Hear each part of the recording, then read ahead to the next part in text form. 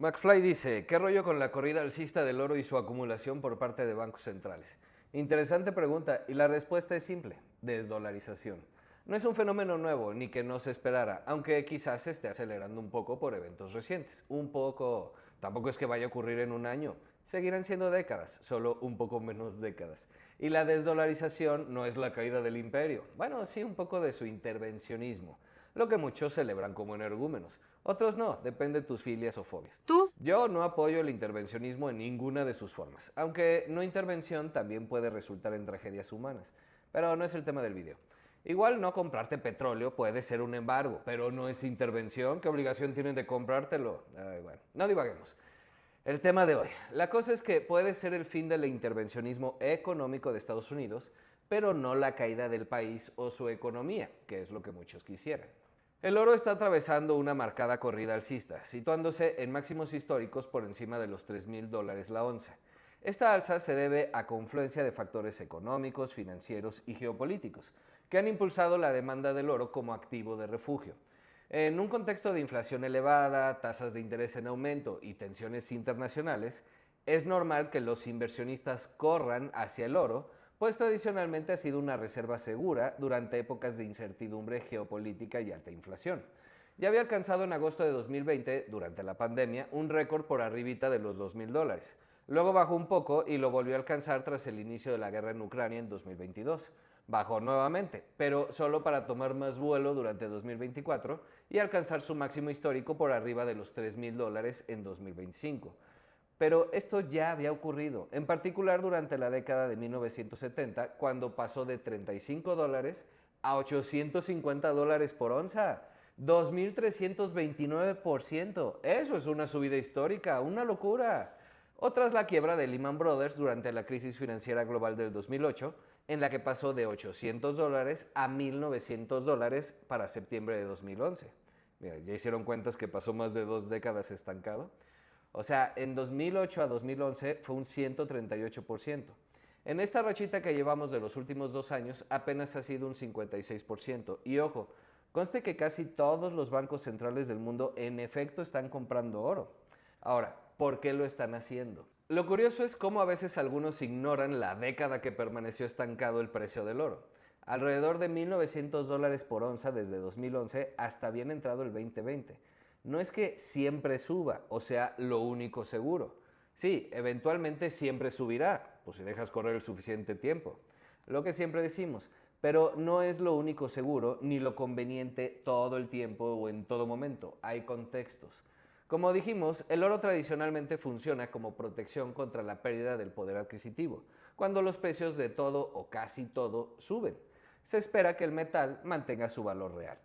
Para contener esta inflación, los bancos centrales realizan subidas agresivas de tasa de interés, lo que hizo, entre otros, la Fed, en lo que se conoce como un ciclo de endurecimiento monetario, y ha sido el más rápido desde los años 80. ¿Endurecimiento monetario? Sí, o sea que suben tasas de interés, reducen la liquidez, o sea, retiran dinero de las calles, dejando de comprar activos financieros, o sea, bonos, e incluso los venden. Aplica tanto para la Fed como para el Banco Central Europeo y el que me digan. Por eso los CETES están en 10% y llegaron a estar en poco más de 11%. Igual que por eso ves a Nu y compañía ofreciendo tasas del 15%. Es tiempo de ahorrar, no de gastar. Tiempo de retirar dinero de las calles. Incluso es tiempo de comprar oro. Bueno, pero no vayan a salir corriendo a comprar oro, por favor. No estoy recomendando nada. Explico cómo funciona esto de los dineros. Si quieren ahorrar o invertir en lo que sea, consulten un buen asesor y tengan una estrategia de largo plazo. No sigan recomendaciones de expertos en redes sociales, por favor. Bueno, no, la de consultar a un asesor y tener una estrategia de largo plazo, esa recomendación sí síganla. Vean el video de asesor financiero, tampoco es cualquier asesor. Uno certificado y en instituciones bien reguladas.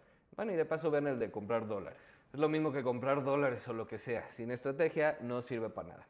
Sin embargo, a pesar de todas estas medidas de la Fed, la inflación persistió y la sensación de que la Fed no podrá subir las tasas indefinidamente sin dañar el crecimiento económico llevaron al mercado a anticipar una futura pausa e incluso recortes en las tasas, lo que ha estado ocurriendo. Vean el video de Soros en YouTube, se parece mucho. El oro se vuelve más atractivo cuando las tasas reales, o sea, las tasas de interés menos la inflación, son bajas o negativas. porque naturalmente los ahorros en efectivo pierden valor en términos reales, mientras el oro tiende a preservarlo.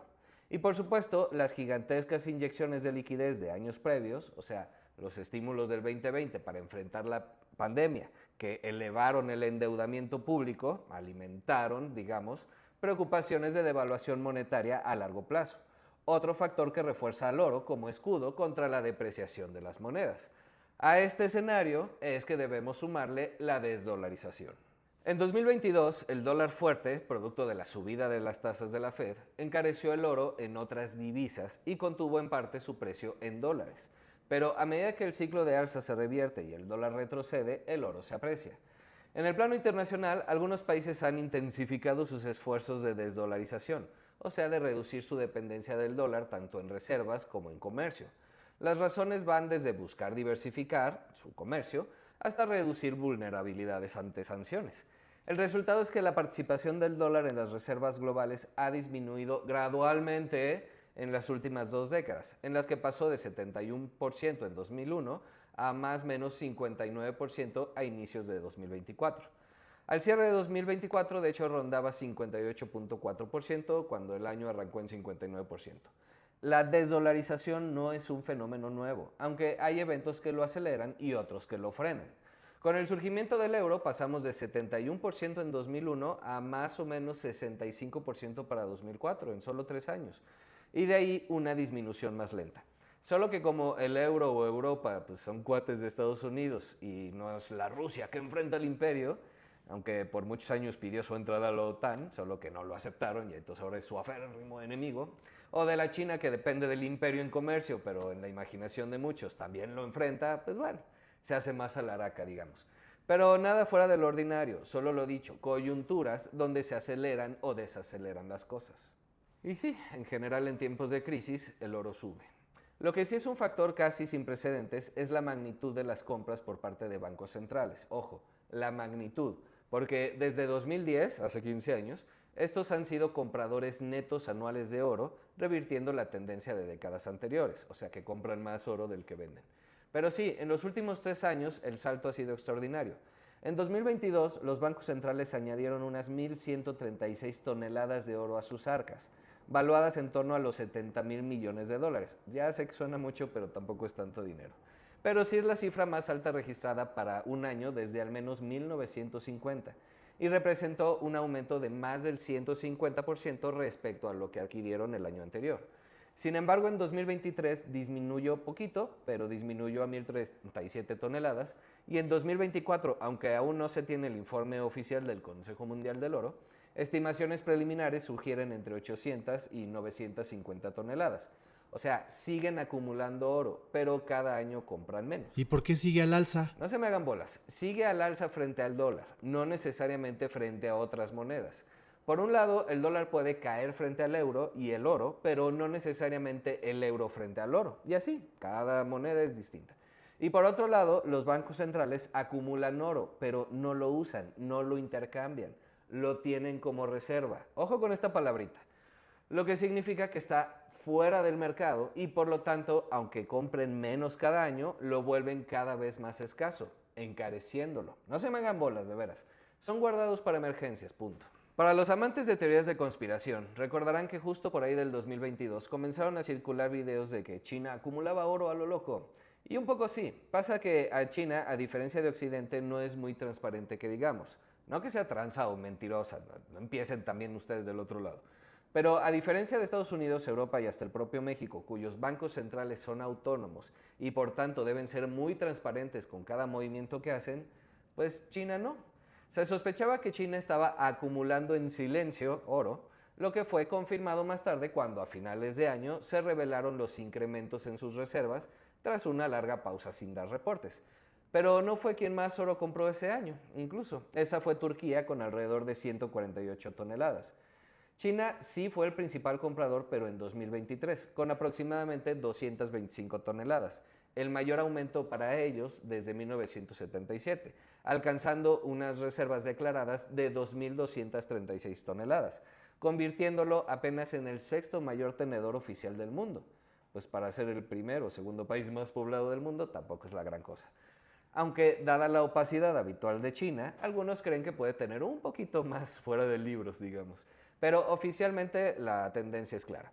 China está diversificando fuera del dólar, aunque aún lejos del mayor poseedor oficial de reservas de oro, que es Estados Unidos, con más de 8.000 toneladas, casi 4 veces más.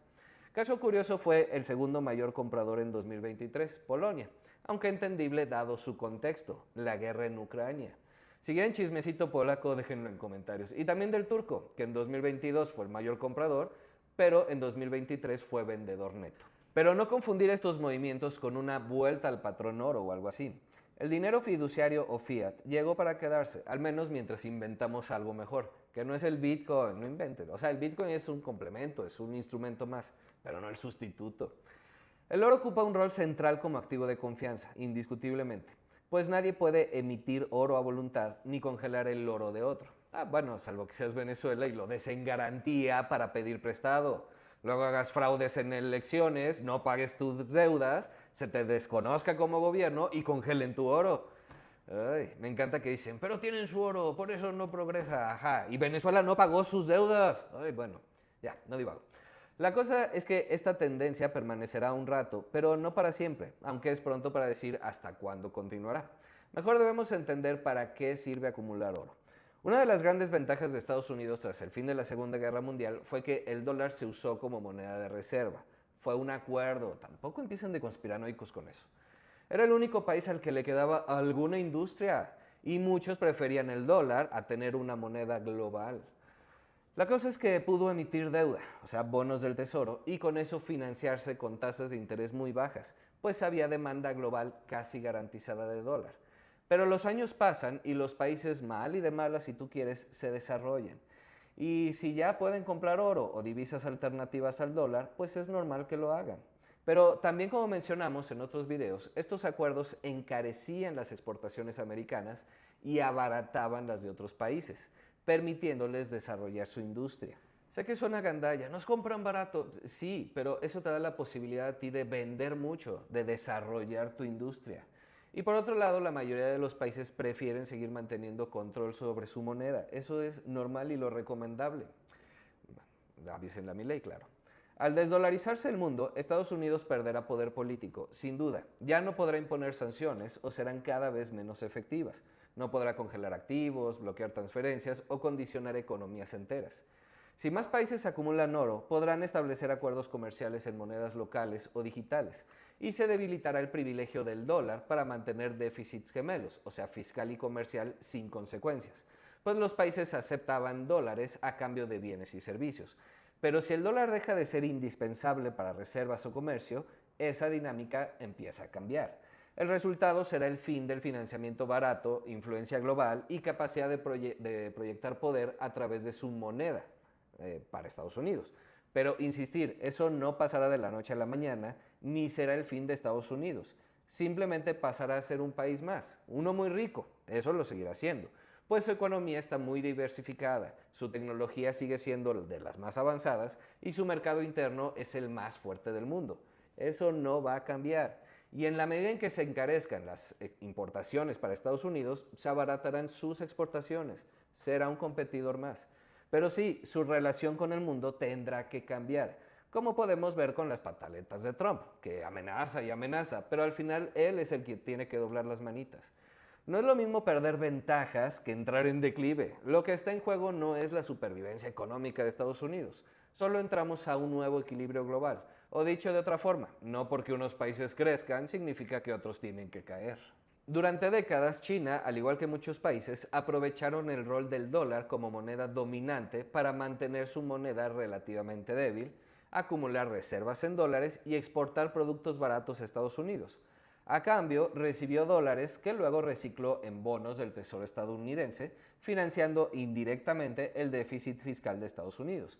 Era una especie de acuerdo tácito. Tú me compras, yo te presto barato.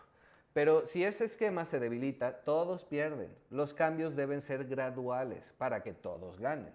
En la medida en que China fortalece su mercado interno y las relaciones entre otros países se Pero fortalecen. no has respondido. ¿Para qué usan el oro? Pues sirve para lo mismo que las reservas de dólares. Son reservas frente a crisis principalmente.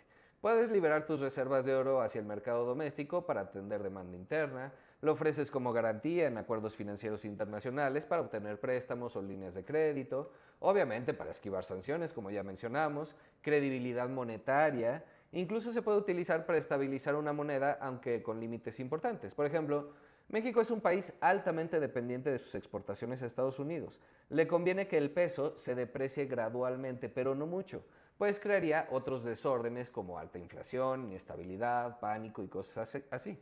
Así que acumula los dólares que recibe y si por cualquier factor el peso se deprecia demasiado, puedes inundar el mercado con tus dólares para apreciarlo. Lo mismo puedes hacer con el oro, solo que con pasos extras. Lo cambias a dólares o euros, según la moneda contra la que te estés depreciando, y luego compras tu propia divisa para encarecerla a través de la escasez.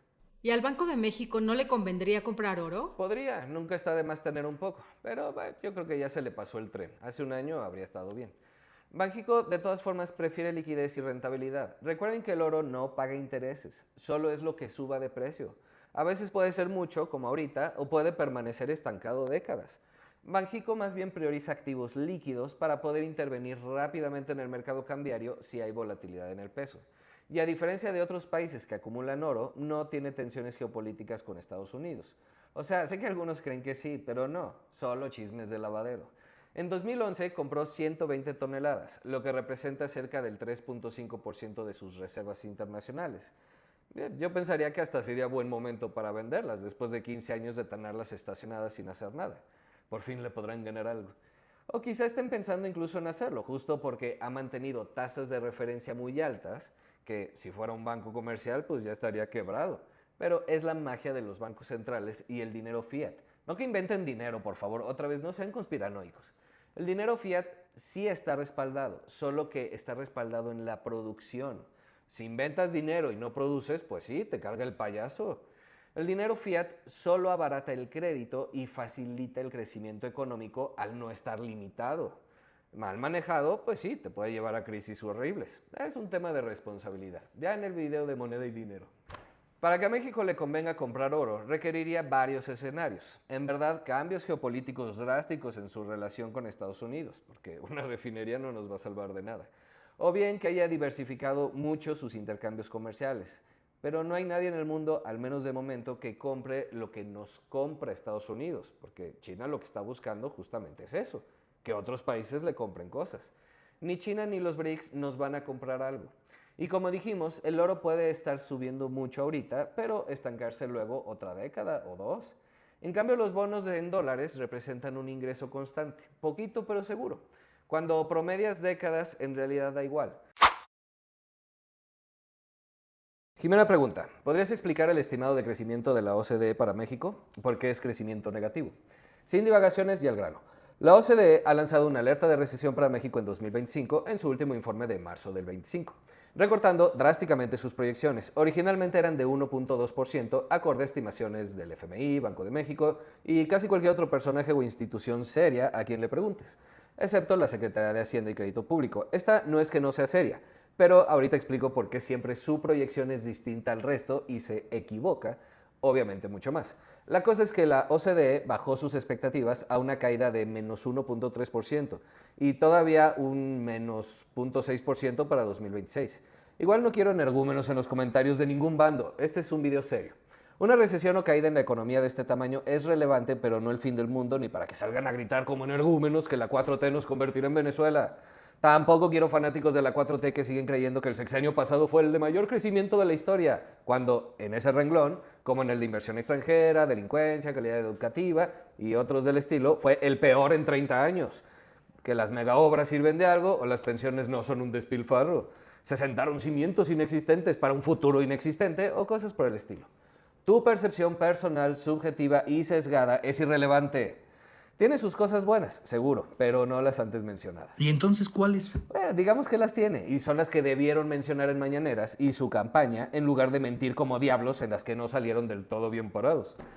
Como sea, dijimos sin divagar. Comenzamos. ¿Ya se fueron los fanáticos de lo que sea? Ya te quedaste sin público, salvo 2 o 3 por intolerante. Perfecto, ya podemos hablar los adultos. Como mencionamos, las estimaciones de crecimiento para México en 2025 rondaban entre 1.2 y 1.5%, con excepción de la Secretaría de Hacienda, que estimaba entre 2 y 3%. Sin embargo, todos, no solo la OCDE, excepto la Secretaría de Hacienda, han ajustado la expectativa. Banxico la bajó de 1.2 a 0.6%, pero reconoce un intervalo de entre menos 0.2 y 1.4. O sea, contempla desde ligera contracción hasta leve crecimiento, con mejores expectativas para 2026 con 1.8%. El FMI no ha ajustado, pero advirtió que el balance de riesgos estaba sesgado a la baja y mencionó explícitamente que un recrudecimiento del proteccionismo, o sea, los aranceles de Trump, golpearían la inversión, el comercio y el crecimiento en el corto y mediano plazo. O sea, también lo baja, pero solo si entran aranceles. Y analistas privados bajaron las estimaciones a entre menos 0.8 y menos 1.2% en promedios. Y aunque aún no cierra marzo y las cuentas no se terminan de hacer hasta mediados de abril, ya se asigna un 38% de probabilidad de que México registre una contracción en el primer trimestre de 2025. Lo normal en casi todos los primeros años de un sexenio. En resumen, la OCDE es la más pesimista, pero la discrepancia radica en que la OCDE está ya incorporando un escenario de choque externo específico, o sea, da por sentado los aranceles de Estados Unidos o de menos un impacto de políticas de Trump, mientras otros pronósticos lo siguen considerando solo como un riesgo potencial. ¿Y por qué Hacienda no ajusta? Ni ajustará, porque sus proyecciones se hacen para la aprobación de la ley de ingresos y el presupuesto del año. Luego ya no hacen cambios, pero también tiende a presentar proyecciones más optimistas siempre, empezando porque conoce a fondo los planes del gobierno, tiene acceso a información privilegiada, digamos, sobre futuras políticas fiscales, reformas, programas de gasto o inversión pública y privada, lo que le permite asumir que ciertos proyectos impulsarán el crecimiento, incluso si todavía no se materializan o nunca se materializan. Pero esto siempre es así, sean del PRIAN, del Primor o los sabios de Sion. No es exclusivo de este gobierno ni de México. En todos los países pasa lo mismo. Por ejemplo, en Estados Unidos la OMB, que depende de la Casa Blanca, suele hacer estimaciones de crecimiento más altas que la CBO del Congreso. Lo que ocurre es que unas proyecciones reflejan la visión o planes del Ejecutivo, sus metas, digamos, y otras buscan objetividad, pero no es que estén bien o mal ninguna. Pura adivinación, nadie sabe lo que pasará realmente. Madre santa, no es adivinación, es lo que ocurrirá si todo sigue igual, no adivinación. Claro que si un meteorito cae y hay un temblor o el presidente del todavía país más poderoso del mundo y tu principal socio comercial está loco y escupe para arriba, pues sí, te lleva entre las patas. Si la cordura se mantiene o se llegan a acuerdos, las estimaciones iniciales serán correctas. Sin información no podrías estimarlo, no digas burradas. Pero dijimos que no divagaríamos. El principal detonante para los ajustes en las tasas de crecimiento son las tensiones comerciales con Estados Unidos y la amenaza de guerra arancelaria de Trump, independientemente de si se queda solo en el arancel al acero y aluminio o se vuelve generalizado. Pero no es lo único. La principal petición de Trump para no imponer aranceles es el tema migratorio y del fentanilo, ¿no? Bueno, recuerden esto porque ahorita lo vamos a profundizar. Pero si se imponen los aranceles generalizados, lo que no creo, hablamos de una caída de hasta 1.2 puntos solo en el primer trimestre siguiente a su introducción. Ese es el efecto inmediato, después te puedes recuperar con todo y aranceles. Pero más allá de estos, también se espera una moderación del crecimiento estadounidense en 2025, igual por lo mismo, por los aranceles, lo que naturalmente afectaría a México. Tras el dinamismo post-pandemia, la economía de Estados Unidos podría crecer solo alrededor de 2.2% en 2025. ¿Crecen más que nosotros? Sí, siempre crecen más que nosotros. No solo no nos estamos acercando, cada vez nos alejamos más. Pero igual no es cosa de la 4T, esto es así desde hace más de 100 años. Vean la gráfica, tanto en total como por cráneo. En serio, los que siguen a todos esos que dicen que Estados Unidos caerá, que México le da clases de economía y burradas por el estilo, ¿en qué universo viven? ¿En serio son tan fáciles de engañar? En fin, todo esto significa menor demanda de manufacturas mexicanas y reducción de exportaciones. Y si la economía norteamericana se enfría mucho, también podrían verse afectadas las remesas, las cuales son uno de los principales motores del consumo interno de México desde hace mucho. Pero en particular... El sexenio de AMLO. Ya ni para qué lo decimos, ¿verdad? Como si alguien fuera a escuchar. Pero ¿recuerdan que les dije que guardaran el tema migratorio y del fentanilo? Bueno, la violencia tiene un impacto macroeconómico real en México. Muchas veces escuchamos que sin el dinero del narco, tanto el país como el gobierno se verían en aprietos. Y es verdad hasta cierto punto. La cosa es que si bien el narcotráfico representa un ingreso importante, también es cierto que la delincuencia organizada, la inseguridad y la falta de Estado de Derecho tienen un costo altísimo. Desincentivan la inversión, desvían recursos públicos hacia seguridad o su simulación y reducen la productividad. Estudios calculan que el crimen y la violencia restan cada año alrededor de 0,5 puntos porcentuales de crecimiento en países de América Latina. México está obviamente por encima del promedio, mejor ni los deprimo con el dato exacto, pero quizá sí podríamos superar al menos en porcentaje a Estados Unidos cada año y así irnos poniendo al corriente, aunque sea de a poquito. Ya si invirtiéramos en educación en lugar de becas o trenes idiotas, no hombre, pero va. Los casos de violencia extrema, bloqueos o enfrentamiento paralizan actividades económicas locales, además de ahuyentar proyectos empresariales. Si Estados Unidos se pone sus moños, que a ver, sí, ellos lo consumen y es un problema grave para ellos, y sí, venden armas, pero ni la violencia interna ni la compra de armas es asunto de ellos, es responsabilidad nuestra, ellos que se encarguen de sus adictos y farmacéuticas. La cosa es que aunque Trump no imponga aranceles, condicionará al aumento de tropas en ambas fronteras, control migratorio, etc.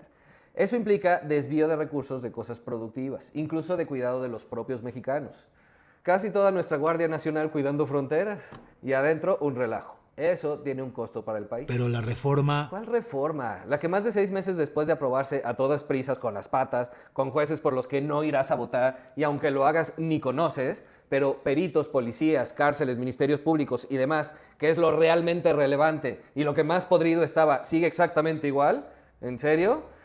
Si no dejan de hacerse chaquetas mentales, esto no va a funcionar. O bueno, sí, acostúmbrense al país que tienen, porque no va a cambiar. En fin, pues eso, que si pone aranceles nos pega. Y si no los pone, igual desviamos recursos de proyectos que podrían ser productivos o para dar seguridad interna y atraer inversiones, a cuidarles la frontera. A lo anterior súmenle que ya se da por descontado que el gobierno reducirá el gasto público de lo que tiene en el presupuesto. Por el lado de la inversión extranjera lo mismo, aunque las empresas que ya tienen presencia en México sigan reinvirtiendo utilidades, que es lo que mantuvo el sexenio anterior en los mismos niveles al previo, no se ve por dónde lleguen muchas nuevas con este escenario de incertidumbre. Y las inversiones chinas, Estados Unidos y Europa son cosas del pasado. El comunismo ganó, acéptalo. Eres un ridículo. Bueno, igual que con Tesla, cuando se anunció y en este canal advertimos, no es la gran cosa. Inversiones similares han llegado en el pasado, no celebren como energúmenos. Y ya ven, ni siquiera se pondrá porque las cosas cambian. Trump cambió muchas cosas. Algunas para mal, otras para bien. Pero en este tema, MG invertirá unos 1.050 millones de dólares en una nueva planta. Pero BYD, que son otros 1.000 millones, aún está en pausa el proyecto. Lo mismo Chirey por un monto similar para 2026, está en pausa. Pero adivinen de qué dependen en gran medida estas inversiones. Los aranceles. Pues sí, no que el mercado mexicano sea despreciable, pero no vienen por nosotros. Así que si hay incertidumbre, no hay inversiones, sean chinas, gringas, coreanas o del que sea.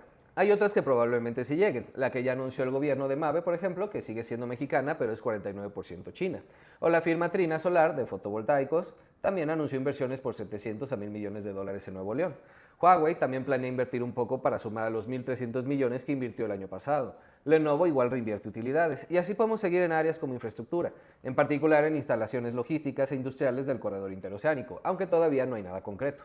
Pero todo esto es lo normal, la economía casi siempre crece. No es que porque llegó Trump se detenga todo, pero la incertidumbre sí pausa o desacelera las cosas, al menos hasta que se tenga certidumbre de las nuevas reglas de juego.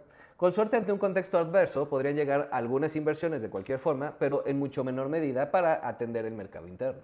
O incluso externos, si haciendo cuentas les da que aún pagando aranceles les conviene estar en México. Tampoco se metían al drama. Como hemos dicho en los videos de aranceles, Canadá versus Estados Unidos, imprimiendo dólares, comprar dólares y Trump y los aranceles, no nos gustan las formas de Trump, son innecesarias y es un ridículo.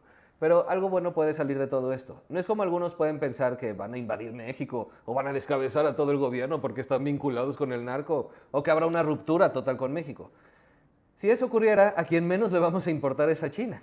Pero sí puede ser que mal y de malas, o sea, por las malas básicamente, se ponga un poco de orden en todos los relajos antes mencionados. Y aunque se tarden un par de años en estabilizarse las cosas, ahora sí se disminuya la violencia y la influencia del narco. No que se elimine, pero bueno, que disminuya algo.